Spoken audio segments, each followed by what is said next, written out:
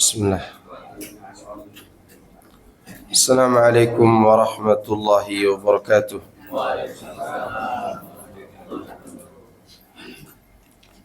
Innal hamdalillah nahmaduhu wa nasta'inuhu wa nastaghfiruh wa na'udzu billahi min shururi anfusina wa sayyiati a'malina.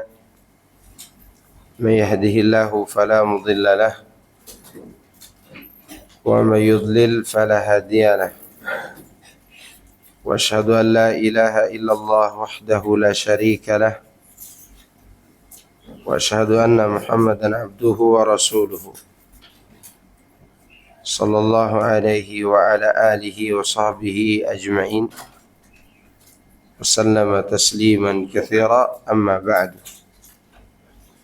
يا أيها الذين آمنوا اتقوا الله حق تقاته ولا تموتن إلا وأنتم مسلمون. فإن أصدق الحديث كتاب الله وخير الهدي هدي محمد صلى الله عليه وسلم وشر الأمور محدثاتها فإن كل محدثة بدعة وكل بدعة ضلالة وكل ضلالة في النار. Jemaah sekalian, azani Allah wa iyyakum. Di dalam Al-Qur'anul Karim Allah Subhanahu wa taala menyebutkan tentang cara mengambil pelajaran dari Al-Quran dan Sunnah Nabi Sallallahu Alaihi Wasallam agar kita menghadiri majelis ilmu mendapat banyak manfaat. Demikian juga ketika kita baca Al-Quran dan tafsirnya, Allah memberitahu kepada kita cara untuk mengambil manfaat tersebut di surah Qaf ayat 37 kalau nggak salah. Allah katakan, inna fi dzalika ladzikra liman kana lahu qalbun aw alqa as-sam'a wa huwa syahid. Kata Allah Azza wa Jalla, sungguhnya pada yang demikian itu terdapat pelajaran bagi orang yang memiliki hati atau dia memasang pendengarannya sedangkan dia menyaksikan. Di sini ada 3 unsur yang kita gunakan untuk memahami agama. Yang pertama, qalbun, hati yang selamat, hati yang bersih dari penyimpangan, hati yang bersih dari ujub, bangga diri, atau penyakit hati yang lainnya. Kemudian yang kedua, mendengar.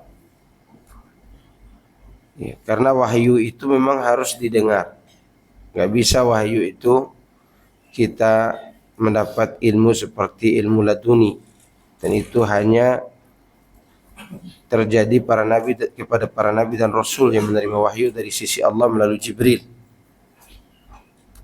Tetapi bagi kita umat Islam atau umat manusia, untuk mendapat manfaat dari wahyu harus mendengar. Dan ini memberi pelajaran atau memberikan pesan kepada kita agar kita belajar kepada guru. Kemudian yang ketiga, menyaksikan, memperhatikan. Dengan 3 hal ini seorang akan mengambil manfaat dari nasihat demi nasihat yang ada di dalam Al-Quranul Karim. Demikian juga dari sunnah Nabi Sallallahu Alaihi Wasallam. Baik, adapun yang akan kita sampaikan pagi hari ini yaitu kaidah pertama dari 4 kaidah memahami tauhid dan syirik. Al-qaidatul ula an ta'lama anna al-kuffar alladhina qatalahum Rasulullah sallallahu alaihi wasallam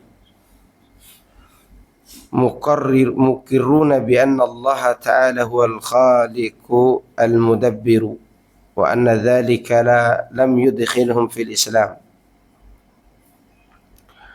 Kaidah yang pertama, hendaklah engkau mengetahui bahwasanya orang-orang kafir yang diperangi oleh Rasulullah sallallahu alaihi wasallam, mereka itu mengakui bahwa Allah sang pencipta dan yang mengatur alam semesta. Tetapi pengakuan itu tidak menyebabkan mereka masuk ke dalam agama Islam. Dalilnya firman Allah Subhanahu wa taala dalam surat Yunus ayat 31. Allah mengatakan, "Qul may yarzuqukum minas sama'i wal ardi amman yamliku as-sam'a wal absara wa may yukhrijul hayya minal mayyit wa yukhrijul mayyita minal hayy wa may yudabbirul amr fasayaquluna Allah faqul afala tattaqun." Katakanlah, siapa yang memberi rezeki kepada kalian dari langit dan dari bumi? Atau siapakah yang menguasai pendengaran dan penglihatan? Dan siapa yang mengeluarkan yang hidup dari yang mati? Dan mengeluarkan yang mati dari yang hidup? Dan siapa yang mengatur seluruh perkara? Mereka menjawab, Allah. Katakanlah, kenapa kalian tidak mau bertakwa? Di kaidah ini, penulis menjelaskan bahwa tauhidur rububiyah, mengakui keesaan Allah dalam perbuatannya, tidak otomatis memasukkan seseorang ke dalam ajaran Islam. Makanya di 5 poin Pancasila itu, Pancasila yang poin yang pertama, ketuhanan yang Maha Esa, diakui oleh semua agama. Tapi tidak semua mengaku kalau Allah saja yang disembah. Niat diakui oleh semua agama bahwa Allah itu Maha Esa. Hatta agama seperti Hindu misalnya, yang mengakui ada dewa ini dan dewa itu. Kalau antum nanya orang Bali itu Tuhannya siapa? Yang Widi. Yang Widi itu siapa? Ya Allah, kata mereka. Tetapi untuk sampai kepada Yang Widi itu harus melalui dewa Siwa, dewa ini dan dewa itu. Itu menunjukkan bahwa mereka pun mengakui Allah itu Maha Esa, tapi sebatas rububiyah. Dan itu tidak menyebabkan mereka diakui sebagai muslim. Tauhidur rububiyah laisa huwal matlub. Tauhid rububiyah bukan itu yang diperintahkan, karena semua orang mengakuinya, kecuali mereka yang mempunyai penyimpangan. Itu pun mereka melawan naluri mereka sendiri, seperti ateis atau Fir'aun yang mengatakan tidak ada Tuhan, tapi nalurinya mengatakan lain.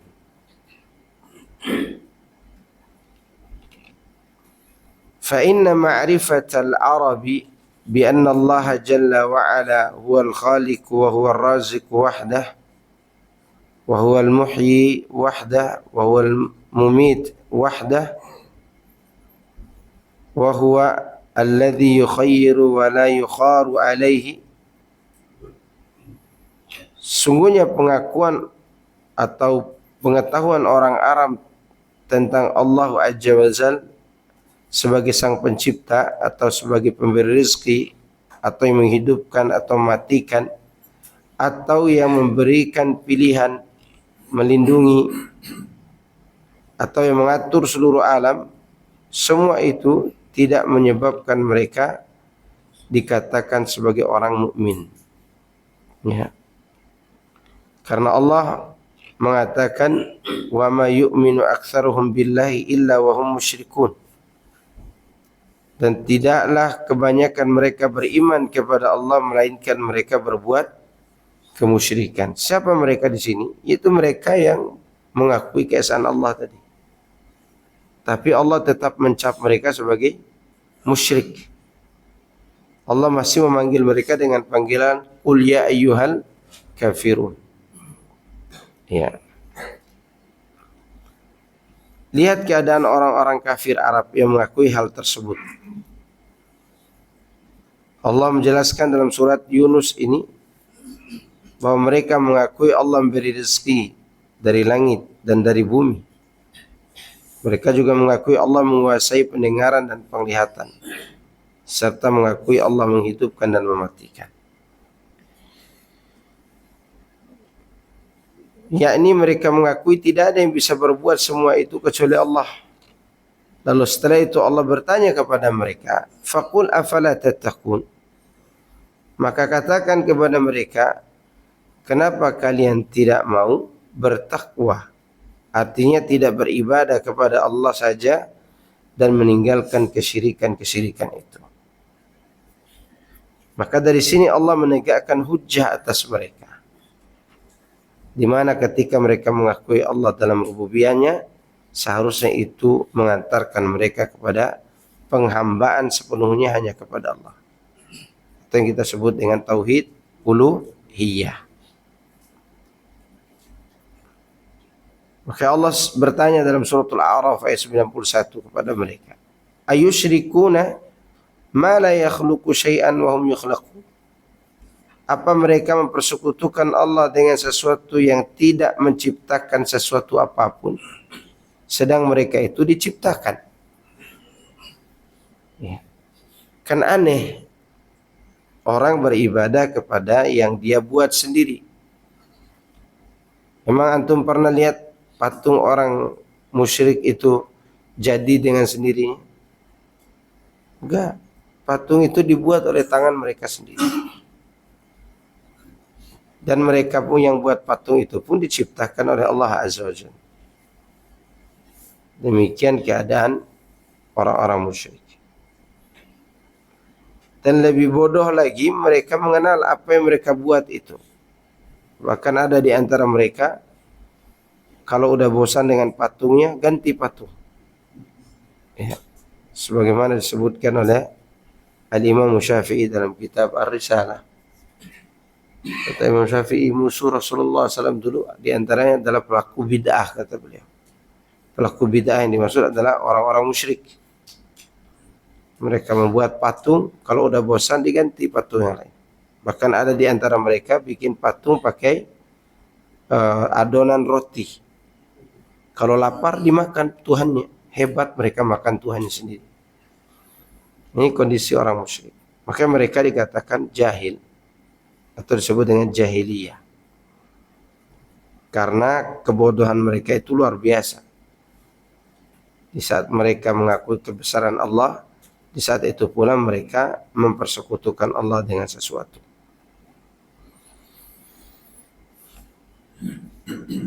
Dan mereka pun tidak terima kalau diajak kepada la ilaha illallah saja. Maka mereka bertanya, aja'alal alihata ilaha wahida? Apakah Muhammad hendak menjadikan satu sesembahan saja dari berbagai sesembahan ini? Mereka tidak terima itu. Maka kalau kita lihat di zaman sekarang, ya, di mana di sini zaman banyak sekali orang-orang yang diagungkan selain Allah Subhanahu wa taala, maka mereka juga mengakui rububiyah itu, tapi menyimpang dalam masalah uluhiyah. Pernah ana bahas tentang ini dan tidak diterima oleh orang-orang, ya, tokoh sebelah. Ya, karena kata mereka, untuk apa dibahas masalah syirik? Oh, tidak ada orang berbuat syirik kok di sini, katanya. Tapi nyatanya banyak orang berbuat syirik. Ini kopinya manis ini. Tapi tidak apa-apa, udah dibuat soalnya. Karena kalau minum manis itu perut anak langsung buak gitu. Tapi tidak apa-apa. Ini mengenai keadaan orang musyrik. Di zaman kita pun sama sebenarnya. Maka orang kalau membahas tentang 3 macam tauhid itu pasti tersinggung. Maunya mereka satu tauhid saja. Yang penting mengakui keesaan Allah. Belum lagi yang liberalnya mengatakan semua agama sama, atau semua mengatakan Tuhan itu Maha Esa. Hanya beda jalan aja menuju kepada Tuhan. Padahal yang menjadi masalah itu bukan yang pertama, yang kedua ini. Jalan menuju kepada Allah itu melalui tauhid uluhiyah. Kemudian lanjutan dari kaidah itu, kaidah yang kedua. Kita singkat saja pembahasan qawaidul arba'in. Annahum yaqulun ma da'awnahum wa tawajjahna ilaihim illa li talabil qurbati wasyafa'ah. Sesungguhnya mereka mengatakan, kami tidaklah berdoa kepada berhala-berhala itu atau menuju kepada mereka, melainkan untuk mencari kedekatan kepada Allah dan mengharapkan syafaat. Lihat. Jadi apa yang menjadi alasan mereka meminta kepada selain Allah itu? Mencari jalan kedekatan. Atau bahasa kita tawassul. Tawassul dengan orang yang dianggap soleh, agar orang-orang itu mendekatkan kita kepada Allah. Dan mengharapkan syafaat.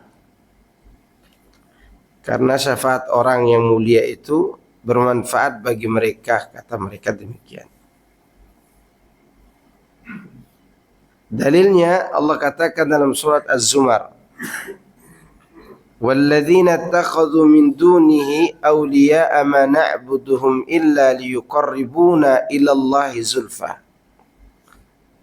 إِنَّ اللَّهَ يَحْكُمُ بَيْنَهُمْ فِيمَا هُمْ فِيهِ يَخْتَلِفُونَ إِنَّ اللَّهَ لَا يَهْدِي مَنْ هُوَ كَاذِبٌ كَفَّارٌ. Surat Az-Zumar ayat ketiga. Dan orang-orang yang menjadikan pelindung-pelindung selainnya, selain Allah, mereka mengatakan kami tidak beribadah kepada orang-orang ini, melainkan agar mereka mendekatkan kami kepada Allah dengan sedekat-dekatnya. Sesungguhnya Allah memberi keputusan antara mereka tentang apa yang mereka perselisihkan. Sesungguhnya Allah tidak memberi petunjuk kepada orang yang berdusta lagi kafir. Allah katakan apa di sini? Kafir. Sama enggak dengan pengakuan orang ke kuburan sekarang? Sama. Tujuan mereka ke kuburan para wali untuk apa? Untuk mendekatkan mereka kepada Allah atau menyampaikan doa mereka kepada Allah. Ini yang disebut dengan syirik dalam urusan ibadah.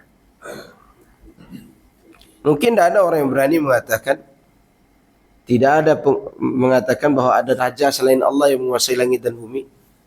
Tidak akan ada orang yang berani mengatakan itu, kecuali orang yang betul-betul sudah menyimpang. Ya. Tapi kebanyakan manusia mengakui tidak ada yang menguasai langit dan bumi kecuali Allah. Ya. Tetapi dalam sisi yang lain mereka menjadikan selain Allah sebagai perantara yang menghubungkan hubungan mereka dengan Allah. Inilah syirik itu. Inilah yang dilakukan oleh kaum musyrikin di zaman Rasulullah sallallahu alaihi wasallam. Mengenai syafaat, Allah katakan, wa ya'buduna min dunillahi ma la yadurruhum wa la yanfa'uhum wa yaquluna haula'i syufa'auna 'indallah. Dan mereka beribadah kepada selain Allah yang tidak dapat memberikan mudarat dan tidak memberikan manfaat. Mereka mengatakan, inilah orang-orang yang akan memberi syafaat kepada kami di sisi Allah. Padahal syafaat itu ada dua. Syafaat itu ada dua. Yang pertama syafaat yang dinafikan, yang kedua syafaat yang ditetapkan. Disinilah sisi syubhatnya. Perhatikan sisi syubhatnya ada di sini. Kan nanti di hari kiamat yang beri syafaat siapa? Nabi. Maka boleh dong sekarang kita minta syafaat kepada Nabi. Gitu. Ingat, syafaat yang diberikan oleh Nabi SAW itu adalah syafaat yang datang izinnya dari Allah Subhanahu wa taala. Berarti di mana kita minta syafaat sekarang? Kepada Allah, bukan kepada Rasulullah sallallahu alaihi wasallam. Meskipun beliau diizinkan untuk bersyafaat nanti di yaumul kiamah. Syafaat yang dinafikan yaitu yang dimintai kepada selain Allah yang tidak disanggupi kecuali Allah yang menyanggupinya. Syafaat yang dinafikan adalah syafaat yang diminta kepada selain Allah pada perkara yang tidak disanggupi oleh siapapun kecuali Allah. Dalil tentang syafaat yang dinafikan ini Allah sebutkan dalam suratul Baqarah ayat 254. Sebagian ulama mengatakan ayat ini ayat terakhir yang turun dari Al-Quran. Sebagian lagi mengatakan surat Al-Ma'idah ayat salah. Bukan surat ini. Allah katakan, ya ayyuhalladzina amanu anfiqu mimma razaqnakum min qabli an ya'tiya yawmun la bay'un fihi wa la khullah wa la syafa'atun wal kafiruna humudz zalimun. Wahai orang-orang yang beriman, infakkan dari sebagian harta yang kami rezekikan kepada kalian sebelum datang hari yang pada hari itu tidak berguna lagi jual beli, tidak pula kasih sayang atau hubungan cinta, dan tidak berguna juga syafaat. Kecuali orang-orang kafir itu mereka lah orang yang zalim. Di sini Allah menafikan tidak ada jual beli lagi pada hari kiamat, tidak ada lagi hubungan, dan tidak ada lagi syafaat. Dan orang yang meminta syafaat itu orang-orang kafir, mereka adalah orang-orang zalim. Suratul Baqarah ayat 254. Kemudian syafaat yang ditetapkan adalah syafaat yang dimintai kepada Allah.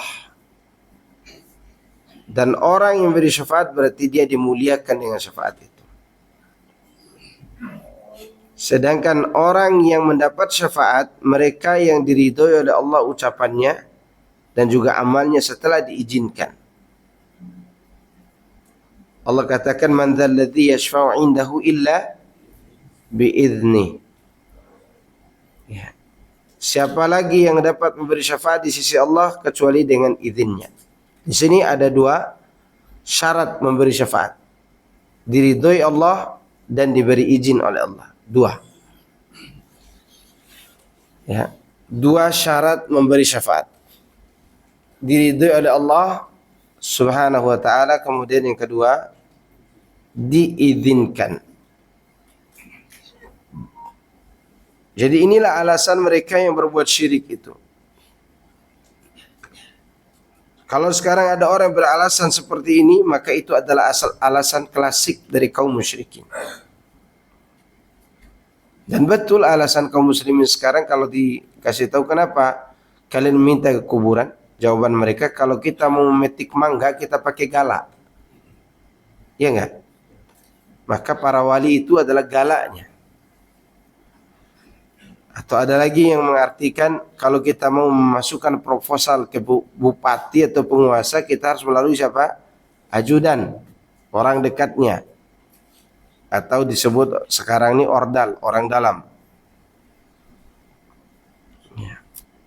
Dan Allah tidak butuh semua itu. Karena antara makhluk yang bernama bupati atau penguasa dunia ini dengan Allah sangat jauh berbeda. Maka tidak bisa dijadikan alasan.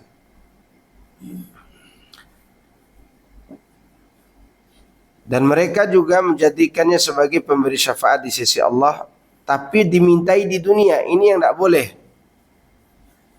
Tidak boleh minta syafaat di dunia ini kepada selain Allah, kecuali minta syafaat kepada orang yang sanggup memberi syafaat kepada kita dalam urusan yang dia sanggupi.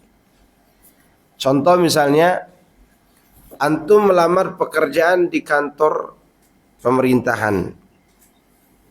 Ya. Dan antum itu orang baik,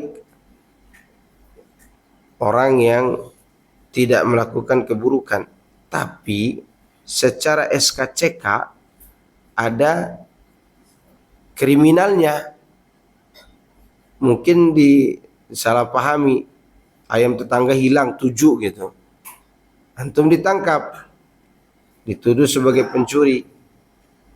Begitu diperiksa, wah ini ada kasus kriminalnya nih orang ini. Oleh HRD ya, yang menerima pegawai baru. Ya, HRD. Ini ada penyimpangan nih. Nah, orang dalam situ yang mengenal orang tersebut berkata kepada HRD-nya, oh saya kenal orang ini Pak, orangnya jujur, orangnya baik. Nah, yang berbicara ini sudah dikenal oleh HRD-nya. Orang baik, diizinkan juga berbicara, membela. Maka dengan pembelaan dia ini, si pegawai tadi boleh masuk. Kenapa? Ini namanya syafaat. Ini namanya apa? Syafaat. Boleh orang meminta syafaat kepada orang lain dalam urusan yang mampu ditunaikan oleh orang tersebut. Seperti tadi, Pak Arifin, saya mau masuk ke kantor antum gitu. Gimana nanti ketika di wawancara antum, bisa nggak bantu saya? Berarti saya minta bantuan kepada dia, pembelaan.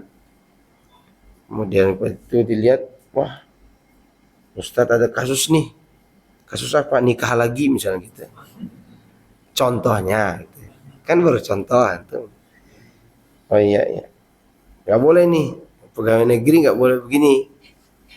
Pak Arifin katakan, oh itu salah paham Pak.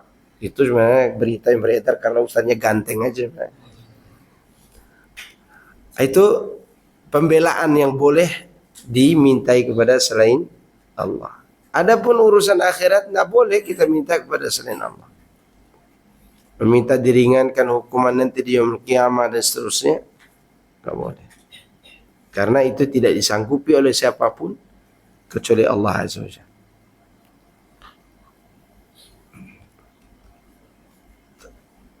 Dan syafaat itu, ikhwani fiddin azakumullah, kalau ditinjau dari sisi pembagian penetapan dan penafian ada 2 seperti dikatakan penulis di sini. Tapi kalau dibagi dari sisi kekhususan dan keumuman ada 2 juga. Syafaat itu kalau dibagi ada beberapa pembagian atau cara pembagian. Cara pembagian pertama, pembagian antara penetapan dan penafian. Seperti dikatakan penulis, ada yang dinafikan, ada yang ditetapkan. Ada juga cara pembagian yang kedua, itu pembagian dari sisi keumuman dan kekhususan. Yang kita bicarakan di sini adalah syafaat di hari kiamat nanti. Yang umum tentu syafaat yang sering kita sampaikan. Ada syafaat khusus buat Nabi Sallallahu Alaihi Wasallam, dan itu 3 syafaat. Ketiga-tiganya tidak ada yang bisa memberikannya kecuali Nabi Sallallahu Alaihi Wasallam. Tentunya setelah diizinkan oleh Allah kepada orang tertentu. Yang pertama, syafaat khusus itu yang disebut dengan maqamam mahmudah yang biasa kita ucapkan di doa selesai azan. Kedudukan yang mulia nanti di hari kiamat. Itu yang pertama. Atau disebut dengan asy-syafa'atul kubra, syafaat yang agung. Itu ketika semua manusia mendatangi Nabi Adam sebagai bapaknya manusia untuk minta syafaat di yaumil mahsyar. Ya, Nabi Adam tidak sanggup sampai datang kepada Nabi Isa. Ulul albab ini, ulul azmi ini tidak ada yang sanggup. Ulul azmi, Nabi Ibrahim, Nabi Nuh, Nabi Ibrahim, Nabi Musa, Nabi Isa, mereka tidak ada yang sanggupi syafaat ini. Sampai mereka semua mendatangi Nabi Muhammad SAW, kemudian beliau mengatakan, Analaha, aku yang berhak memberi syafaat ini. Syafaat apa namanya tadi? Syafaatul kubra. Lalu Rasulullah SAW menghadap kepada Allah dengan sujud dan memuji Allah dengan pujian yang tidak diajarkan di dunia. Jadi zikir pujiannya itu diajarkan oleh Allah nanti di hari kiamat. Terus dia sujud sampai Allah katakan, wahai Muhammad, irfa' ra'sak, angkat kepalamu, is'al tu'ta, washfa' tushaffa, minta, niscaya akan diberikan permintaanmu. Beri syafaat, kau diizinkan memberi syafaat. Maka di saat itulah Nabi SAW meminta kepada Allah agar Allah segera menghisap manusia. Ya, karena lamanya waktu di mahsyar, orang-orang udah mulai gelisah. Kemudian syafaat yang kedua yang khusus bagi Nabi SAW, syafaat untuk meringankan azab bagi pamannya Abu Thalib. Jadi Abu Thalib itu diringankan azabnya bukan karena dia menolong Nabi di dunia, karena amalnya yang ini udah tidak ada gunanya. Ya, bukan karena jasa dia di dunia, tetapi karena Nabi Shallallahu Alaihi Wasallam yang memberinya syafaat nanti di hari kiamat, yang meringankan azabnya dari kerak neraka, kemudian diazab dengan azab yang paling ringan, yaitu kakinya diletakkan di atas bara api, lalu atau yang mengatakan, ada yang mengatakan sandal dari bara api, lalu otaknya mendidih. Itu azab yang paling ringan. Azab yang ini, kalau seorang punya harta dunia seisinya 2 kali lipat, untuk menyelamatkan diri darinya, dia akan sanggup memberikan itu demi selamat dari azab yang ringan ini. Jadi bayarannya agar kita selamat dari azab yang ringan ini, andai kita bisa memiliki harta 2 kali lipat isi dunia, ya, untuk membayar mahal kebebasan dari azab yang paling ringan ini, kita akan serahkan semua. Bagaimana dengan azab yang paling berat yang dirasakan oleh Abu Thalib sebelumnya? Kata Nabi, seandainya bukan karena syafaatku, Abu Thalib akan berada di dalam neraka yang paling dalam. Dan itu diringankan dengan syafaat khusus Nabi Sallallahu Alaihi Wasallam. Kemudian syafaat yang ketiga yang menjadi kekhususan bagi beliau, syafaat membuka pintu surga. Maka tidak ada seorang Nabi pun yang mendahului beliau dalam mengetuk pintu surga.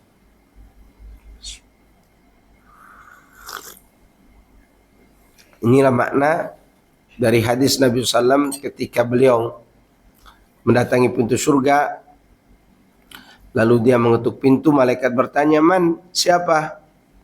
Jawab oleh Rasulullah SAW, Muhammadun, aku Muhammad. Malaikat mengatakan, karena engkaulah pintu ini tidak terbuka kecuali setelah engkau datang. Artinya datang mengetuk pintu surga. Nah, selain itu baru syafaatnya umum. Syafaat menyelamatkan orang dari neraka, memasukkan ke surga, itu berlaku buat Nabi SAW, buat umatnya juga, dan buat nabi-nabi yang lain. Ya, syafaat mengangkat derajat orang lain ke atas derajat yang lebih dari amalnya, seperti syafaat anak untuk orang tua, syafaat orang tua untuk anak, ya. Ini berlaku untuk selain Nabi SAW juga. Atau syafaat seorang pasangan untuk bersama dengan pasangannya, ini termasuk bagian dari syafaat umum. Nah, meskipun Nabi SAW kita ketahui memiliki syafaat khusus tadi, boleh nggak sekarang kita minta kepada beliau syafaat? Nggak boleh. Nggak boleh. Minta tetap kepada Allah Azza wa Jalla. Bagaimana dengan orang yang meminta syafaat kepada yang tidak jelas selain Nabi Sallallahu Alaihi Wasallam? Ya. Tentu mereka adalah orang-orang bodoh yang tidak mengerti tentang hakikat tauhid dan juga kesyirikan.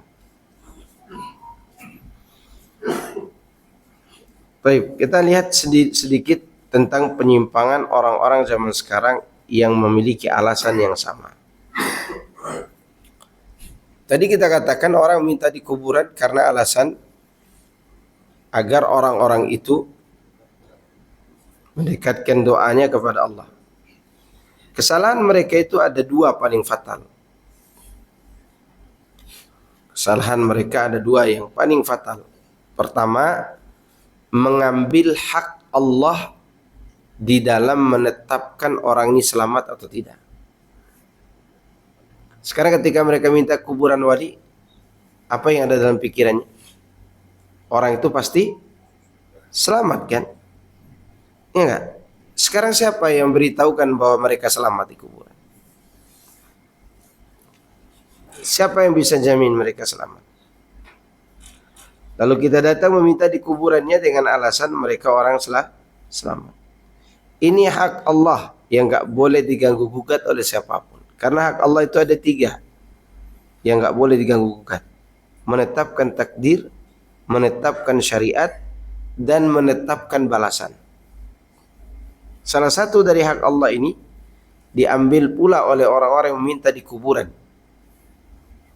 Menetapkan orang yang ada di kuburan itu pasti selamat.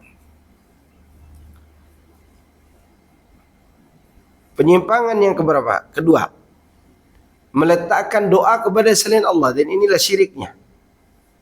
Yang ini aja sudah membuat mereka bisa masuk neraka, bagaimana dengan ditambah dengan yang pertama? Mengenai yang pertama, ada orang hidup dengan saudaranya yang berbuat bejat, maksiat luar biasa maksiat. Karena dia tidak sanggup lagi menasihati saudara kandungnya, dia mengatakan engkau pasti masuk neraka, kau dibakar oleh api neraka. Dia menetapkan apa? Yang tidak ditetapkan oleh Allah. Maka matilah dua orang saudara ini. Ternyata yang berbuat bejat tadi dia bertobat di akhir hayatnya. Ahli ibadah, yaitu saudara kandungnya tadi, dimasukkan ke neraka gara-gara dia mengambil hak Allah sehingga terhapus semua kebaikannya. Ya, menetapkan balasan yang Allah tidak tetapkan. Dan itu hak Allah yang dia ambil. Karena dia mengambil hak Allah ini, batal semua amal. Bagaimana dengan orang yang sudah batal amalnya dengan kesyirikan, ditambah lagi dengan mengambil hak Allah? Makanya sulit mereka mendapat hidayah. Allah kunci mati hati orang-orang musyrik itu gara-gara ini. Karena Allah tidak suka dengan mereka. Secerdas apapun orang, kalau dia tidak keluar dari kesyirikan yang semacam ini, maka dia tetap dipanggil orang jahil. Orang jahil. Kita pernah menyinggung sebelumnya, Abu Jahal itu siapa nama aslinya? Siapa dipanggil sebelumnya? Abul Hakam. Tahu arti hakam kan? Yang kalau menetapkan hukum antara kaumnya, dia bersikap adil. Dan orang puas dengan ketentuan Abu Al-Hakam. Tapi ketika dia melakukan hal yang dilakukan di atas tadi, dia disebut Abu Jahal. Bapaknya kebodohan. Ya. Ini kesyirikan yang dilakukan oleh orang-orang musyrik. Ada yang berkata, apa iya umat Islam akan melakukan hal yang sama? Iya, kan kenyataan demikian. Nah, kalau kenyataan demikian, mana dalilnya bahwa umat Islam akan melakukan hal yang sama seperti yang dilakukan oleh kaum musyrikin? Jawabannya disebutkan dalam hadis diriwayatkan Imam Al-Barqani rahimahullah taala. Nabi mengatakan, wala taqumu sa'a hatta yalhaqqa hayyun min ummati bil musyrikin. Tidak akan terjadi hari kiamat sampai sebagian umatku mengikuti gaya kaum musyrikin. Perhatikan, mengikuti gaya kaum musyrikin. Wa hatta ta'budu fi'amun min ummatil awthan. Dan sampai sebagian umatku menyembah awthan. Nabi tidak mengatakan asnam. Nabi tidak mengatakan asnam. Tapi Nabi mengatakan authan. Asnam itu berhala yang sudah berbentuk patung. Ada wujudnya. Authan berlaku untuk semua yang disembah selain Allah, baik yang berwujud maupun tidak berwujud. Seperti malaikat, jin, orang mati, itu disebut apa? Authan. Rasulullah SAW pernah meminta kepada Allah agar tidak menjadikan kuburan beliau sebagai wathanan. Wathanan yu'bad min dunillah. Wathan itu kata tunggal dari authan. Berarti apa yang disampaikan Nabi SAW ini nyata nggak terjadi? Nyata. Lalu tiba-tiba ada orang yang mengatakan tidak boleh kita menjelaskan dengan tauhid dan syirik di Indonesia ini karena tidak mungkin orang berbuat syirik. Nyatanya banyak berbuat syirik. Dan Rasulullah SAW sudah menyampaikan hal itu. Nah, seandainya boleh bertawasul atau minta syafaat kepada Allah dengan alasan orang yang kita mintai itu dekat dengan Allah, maka tidak perlu ke kuburan Wali Songo. Tidak perlu. Atau ke kuburan yang ada di mana itu? Di Cirebon. Banyak kuburan palsu juga di situ. Ya. Nggak perlu ke kuburan. Kenapa? Karena kan alasannya mencari wasilah melalui orang yang dekat dengan Allah. Yang lebih dekat dengan Allah, malaikat maut atau Wali Songo? Malaikat maut atau Wali Songo? Ketika antum melihat tetangga antum sakratul maut, malaikat maut di sampingnya. Sudah tinggal tawasul aja kepada dia, kan langsung tuh. Malaikat maut, aku tahu engkau ada di sampingku. Yes. Ya. Engkau dekat dengan Allah, bawalah doaku ini sampai kepadanya. Kan itu yang dimintai di kuburan. Malaikat maut jelas sudah mendapat keselamatan enggak? Jelas.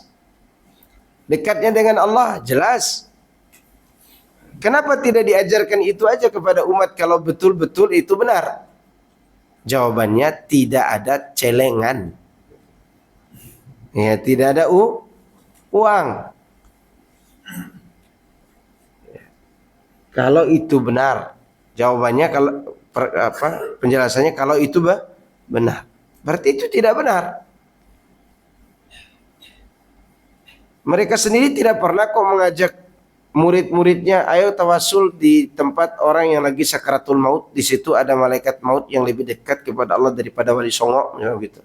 Ada yang pernah ngomong gitu? Nggak pernah ada. Itu menunjukkan betapa menyimpangnya keyakinan mereka itu.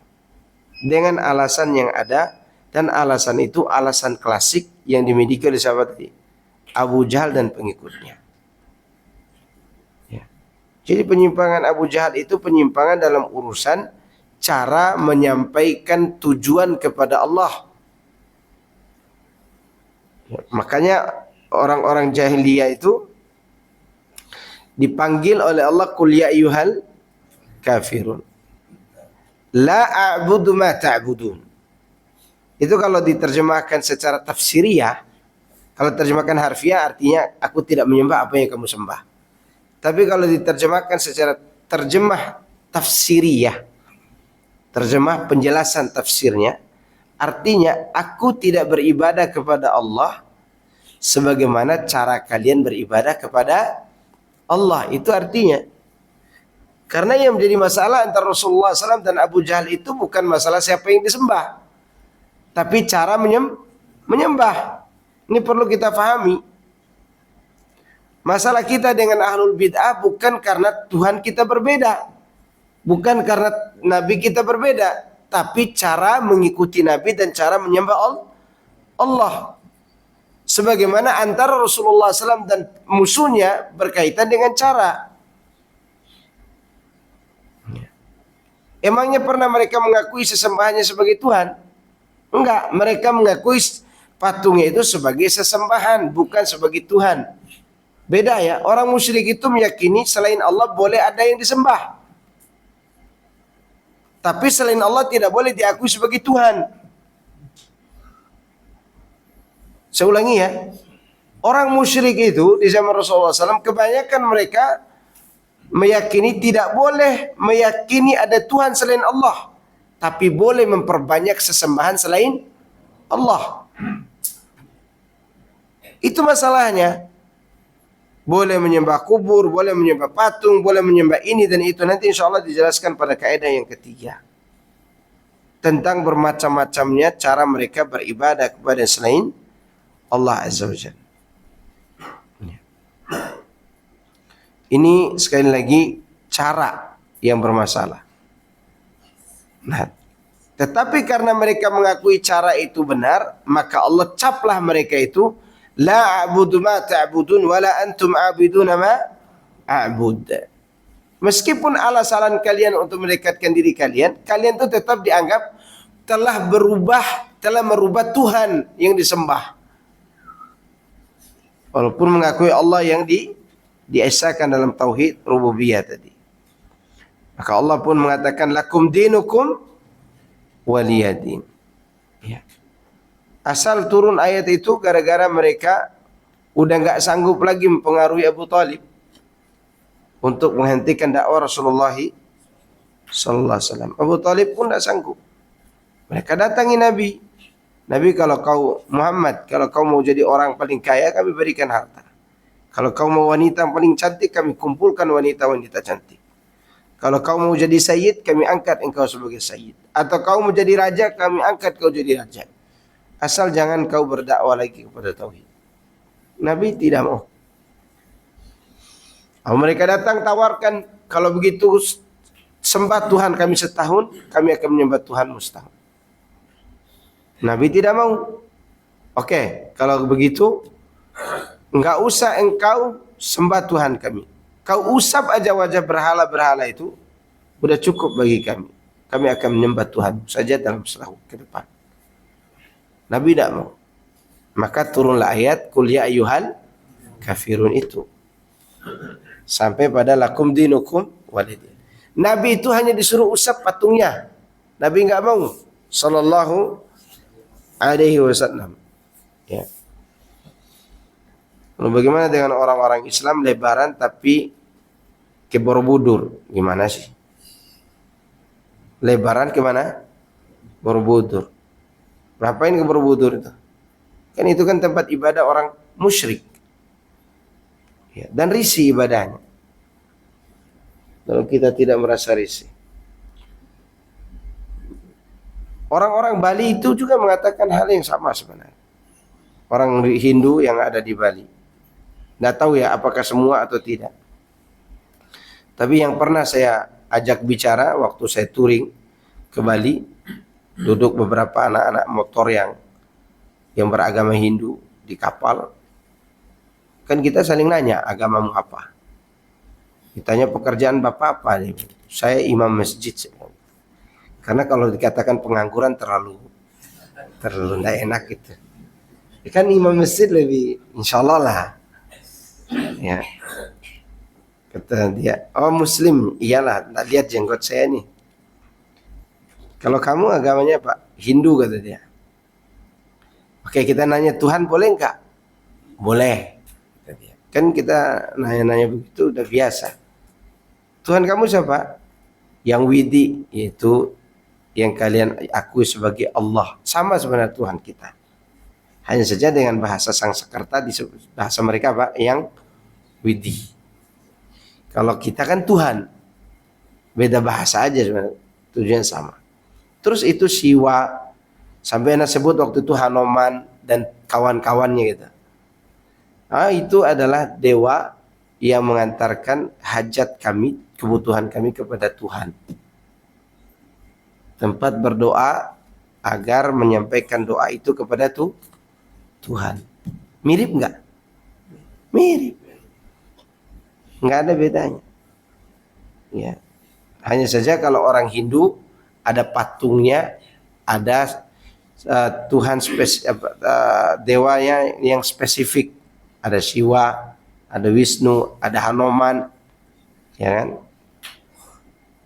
Sama sebenarnya. Tidak ada bedanya. Makanya orang Hindu itu melihat kaum muslimin meminta ke kuburan, mereka tertawa sebenarnya. Tertawa kenapa? Karena orang Hindu meminta kepada yang ada wujudnya, mereka meminta kepada yang tidak ada wujudnya. Sama-sama mendekatkan diri kepada Allah. Tidak ada alasan untuk berbuat syirik dengan cara itu. Makanya kaidah ini berlaku untuk membantah orang-orang yang berkeyakinan sama. Namanya saja kaidah. Kaidah itu satu yang mencakup semua masalah-masalah yang berkaitan dengan hal yang sama. Oh, ini berbuat syirik nih, mana kaidahnya? Surat Az-Zumar ayat 3. Bahwa bertawassul seperti itu adalah perbuatan syirik. Anda bertanya bagaimana dengan tawassul dengan Nabi SAW? Boleh enggak? Kan Nabi pasti selamat? Ya. Tetapi Nabi SAW tidak mengizinkan itu sebagai apa? Saddu adz-dzari'ah. Menutup semua celah. Agar kita tidak menyembah kepada beliau alaihi salatu wassalam. Tapi saya kira itu yang bisa saya sampaikan. Ada pertanyaan? Nanti insya Allah kaidah yang ketiga akan disampaikan pada pertemuan yang akan datang. Kaidah yang keberapa? Ketiga. Karena kaidah yang ketiga ini lumayan panjang. Sekalian dengan kaidah yang keempat nanti insya Allah. Ada pertanyaan nggak? Kalau tidak meyakini Allah di atas, itu masuk buku Al-Quran. Kata Imam Abu Hanifah itu kafir. Tapi masalahnya mereka banyak takwilnya. Kalau sampai pada keyakinan seperti Jaham bin Safwan itu kafir. Tapi karena mereka ini banyak takwil, banyak kesalahpahaman, maka tidak bisa dikatakan kafir keluar dari Islam. Abu Hanifah dalam hal ini keras. Sangat keras dalam hal ini. Karena Rasulullah SAW memberi standar keimanan jariah itu dengan pertanyaan itu. Aina Allah? Di mana Allah? Dia di atas. Atikah fa innaha mu'minah. Bebaskan wanita ini karena dia mukminah. Nabi memberikan standar keimanannya dengan pertanyaan, di mana Allah dan siapa aku? Ya. Lalu mereka yang tidak menerima Allah di atas mengatakan, tidak mungkin Allah membutuhkan tempat. Ya, siapa yang mengatakan Allah butuh tempat? Allah katakan butuh tempat enggak? Enggak akan. Ya. Sebagaimana kita katakan Allah berbicara. Allah bisa bicara enggak? Berarti Allah butuh bicara dong. Allah tidak pernah mengatakan yang lebih daripada penjelasan itu. Dia hanya mengatakan dia begini dan begini. Selebihnya jangan ditanyakan. Dia di atas sudah selesai. Dia butuh tempat? Enggak kan? Tidak mungkin Allah butuh tempat. Apa setiap yang ada di atas butuh kepada yang di bawahnya? Tidak kan? Sekarang langit butuh enggak kepada bumi? Enggak butuh. Ya. Langit itu tidak butuh kepada bumi untuk menancapkan tiangnya supaya dia berdiri. Nah, langit aja tidak butuh kepada bumi, bagaimana dengan Allah dikatakan butuh kepada langit? Ini dulu yang dikeluarkan di isi kepala mereka. Kenapa mereka mengatakan Allah itu tidak di atas? Karena takut mengatakan Allah butuh langit. Kan tidak begitu keyakinan kita selama ini. Kita yang mengatakan Allah di atas. Bahkan ada makhluk yang kalau diletakkan di bumi dia butuh tempat. Tapi di atas sana dia tidak butuh tempat seperti di bumi, seperti air. Di langit ada air enggak? Dari mana antum tahu ada air? Rasulullah mengatakan wa arshuhu 'alal ma'. Wa kana arshuhu 'alal ma'. Arsy Allah di mana? Di atas air. Benar enggak ada air di atas langit? Enggak usah bicara tentang air yang ada di arsy Allah. Di bawahnya lah, di langit. Air tanpa ada sungai. Ada enggak? Hujan, kan ada orang katakan hujan ditarik dari laut dulu, kemudian naik ke awan, kemudian digiring, maka disebut dengan mu'sirat. Mu'sirat, awan mu'sirat itu awan yang berjalan beriringan, berkumpul satu demi satu jadilah hitam, kemudian berada di atas gunung. Oke lah penelitian itu. Kita berbicara air yang ada di langit asli ada nggak? Ada. Ditemukan oleh NASA ada air di terowongan hitam yang ada di langit itu. Itu kalau salah 140 triliun 140 ribu triliun kali lipat daripada banyaknya air dunia ini. Kali lipat bukan liter ya. 140 triliun bukan miliar. Dalam satu terowongan itu belum air yang ada di bulan, di air yang ada di planet-planet lain. Dan itu membuktikan benarnya firman Allah, benarnya keyakinan kita wa kana arsyuhu alal ma. Arsy Allah di atas air. Air butuh sungai enggak di sana? Coba bayangkan kalau dia masih butuh di bawah air ini. Tumpah semua air itu. Kalau tumpah air yang 140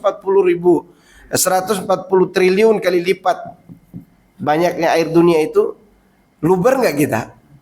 Mati kita ini. Nah butuh tempat ya. Bagaimana makhluk yang tidak butuh tempat itu, lalu kita mau katakan Allah butuh pada tempat? Nggak butuh. Maksudnya tidak butuh tempat seperti di bumi air tersebut.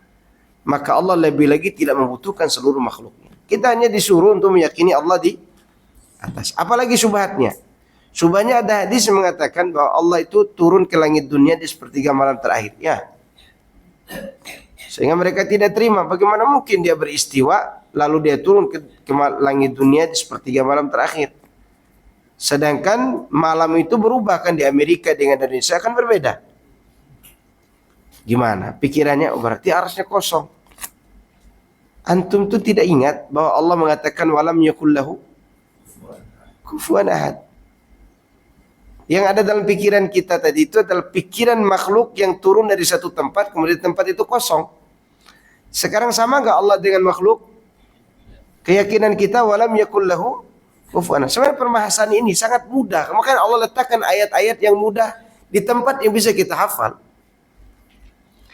Kalau dia bisa melakukan 1 triliun perbuatan dalam sekejap mata, kenapa hanya turun dan beristiwa yang 2 perkara itu saja kita perselisihkan? Allah bisa nggak sekarang sambil merahmati sebagian kaum, dia mengadab kaum yang lain? Bisa nggak dia lakukan? Sangat bisa. Jangankan 2 perbuatan itu, triliun perbuatan dalam 1 kejapan mata bisa Allah lakukan. Kenapa hanya istiwa dan turun 2 perbuatan itu yang diperselisihkan oleh kita? Lalu kita katakan tidak mungkin karena arsy kosong. Karena antum mikirkan antum turun dari kursi, bukan Allah yang turun dengan kekuasaan dan kewibawaannya. Itu syubhat di kepala. Dan untuk menghilangkan syubhat itu, kita tidak pernah diperintahkan untuk menghayal. Gimana ya caranya? Itu tidak pernah diperintahkan karena tidak sanggup oleh akal kita. Yang diperintahkan oleh Allah dan Rasulnya adalah beriman. Menghayal tidak boleh. Meyakini saja. Sudah selesai, tenang hati kita. Kalau kita menghayal itu baru kita akan menyimpang. Makanya sebagian orang-orang sufi itu karena terlalu dalam hal ini akhirnya gila. Saya pernah melihat tuan guru. Ini orang secerdas-cerdas orang. Dia ngajar di sekolah negeri. Cerdas, baik akhlaknya, dermawan. Ya, sekarang udah jalan dengan jubah yang setinggi paha. Jalan ke sana kemari karena udah gila. Udah gila. Dia berusaha memikirkan bagaimana Allah itu. Ya. Maka kalau dia lewat rumah saya, dia mampir karena dia lihat saya berjenggot. Ya. Dia mau bicara agama, tapi terkadang saya tidak kasih dia bicara, saya kasih dia kopi, supaya dia cepat pergi gitu. Masalahnya udah ngelantur ngilur bicara tentang Tuhan. Nah, itu dia kenapa mereka mengatakan Allah tidak di atas. Hatta ustadz yang dikenal sebagai ustadz kondang mengatakan Allah tidak di atas. Dia juga bingung sebenarnya. Ketika dia artikan Allah di atas sebagai kekuasaan, lalu dia pun menyamakan Allah dengan bupati kan. Contoh bupati kan gitu dia bilang. Dia tidak sadar kalau saat itu dia menyamakan Allah dengan bupati. Contoh itu kalau dalam bahasa Arab apa? Mislun, mathilun, yang semisal. Gitu. Mathilun berarti yang sama. Dia katakan contoh bupati, dia menguasai kursi tapi tidak 24 jam di atas kursi. Ya enggak? Dia tidak sadar ini sedang menyamakan Allah dengan siapa? Bupati. Dia ingin menghindar dari satu yang Allah jelaskan itu jelas, lalu dia bawa permisalan sendiri. Tidaklah orang keluar dari dalil, melainkan dia akan menjatuhkan Allah pada derajat yang tidak pada mestinya. Contoh, Allah itu tidak membutuhkan tempat, tidak di atas. Dia tidak berwujud, tapi bisa dirasakan. Baik, ya, tidak berwujud tapi tapi bisa dirasakan. Ini kan keyakinan sebagian orang tarekat. Yang seperti itu apa makhluk Allah? Kentut. Pernah lihat kentut gak? Begitu bunyi kentut, tuk gitu. Wah, ada kentut, siapa yang kentut? Mana kentutnya? Lagi belah dua rambut misalnya gitu. Nggak ada kan? Bisa dirasakan aromanya, tapi mana dia? Tembak tumit kena hidung, ya nggak? Atau ada yang tidak terima Allah punya tangan karena khawatir menyamakan Allah dengan manusia. Dia tidak sadar bahwa di sana ada makhluk yang tak punya tangan. Apa? Ular, cacing. Dia tidak memikirkan ke sana, dia hanya memikirkan dirinya sendiri. Apa susahnya kita katakan Allah punya tangan, Allah punya telapak kaki, Allah di atas? Nggak ada susahnya sebenarnya. Tapi karena kita khayalkan Allah seperti kita, akhirnya takut kita menetapkan sifat itu. Makanya tidak ada kewajiban mengkhayal. Kemudian perlu dipahami juga, akal kita ini makhluk seperti tangan. Ini kaidah memahami diri sendiri. Kalau tangan kita ini kuat mengangkat 10 kilo, antum taruh di atasnya 20 kilo, cedera nggak tangan ini? Makanya kalau ada orang fitness, angkat beban terlalu berat, bukannya sehat, tapi peot. Kenapa? Karena tidak disanggupi oleh tangannya. Akal kita sama dengan tangan ini, diberikan batas kemampuan. Akal ini kalau disuruh memikirkan di luar 5 panca indera kita, maka dia akan gila. Dia akan gila. Maka ada dosen tidak punya otak. Kata santrinya, kata muridnya. Dosen katakan, siapa di antara kalian pernah melihat Allah? Nggak ada. Pernah merasakan Allah? Nggak ada. Menyentuhnya? Nggak ada. Berarti Allah tidak ada, kata mahasiswanya. Lalu mahasiswanya bertanya, siapa pernah lihat otak dosen? Nggak ada. Pernah menyentuhnya? Nggak ada. Pernah merasakan menciumnya? Nggak ada. Berarti dosen tidak punya otak. Ya kan dibalik. Dibalik. Dia menyuruh orang untuk memikirkan sesuatu yang tidak dicapai oleh 5 panca indera. Gila. Gila. Makanya di India itu, kata teman anak yang pernah isi kajian di sana, pernah ke India, dia lihat orang sufi jalan mundur. Dan itu wali yang paling tinggi kewaliannya, udah gila tingkat tinggi itu. Ya. Karena berusaha memikirkan yang tak disanggupi. Antum sekarang istri antum di rumah lagi rebahan gitu. Nelpon yang lagi ngapain? Lagi rebahan. Antum pikirkan gimana cara rebahannya? Oh, cara rebahannya ke arah kanan kiri karena memang antum sudah lihat tuh kamar. Berapa ukurannya, bagaimana tempat tidurnya. Wajar karena pernah dilihat. Bisa dikhayalkan. Malam hari mati lampu antum raba-raba sesuatu. Wah, ini ekor kucing nih. Kalau yang ini ekor istri, maksudnya kaki istri gitu. Karena beda, bisa diraba. Kan 5 panca indera itu apa? Lihat, mendengar, meraba, mencium, merasakan. Ya kan? Kalau tidak disanggupi oleh kita dengan 5 panca indera ini, tidak usah dikhayalkan. Diyakini. Itu. Sama seperti Allah di atas tadi. Jelas gak nih? Ini namanya syubhat. Maka jangan sampai kita jatuh pada syubhat ini. Ada lagi? Cukup? Udah syuruk? Subhanakallahumma bihamdika asyhadu an la ilaha illa anta astaghfiruka wa atubu ilaik. Wassalamualaikum warahmatullahi wabarakatuh.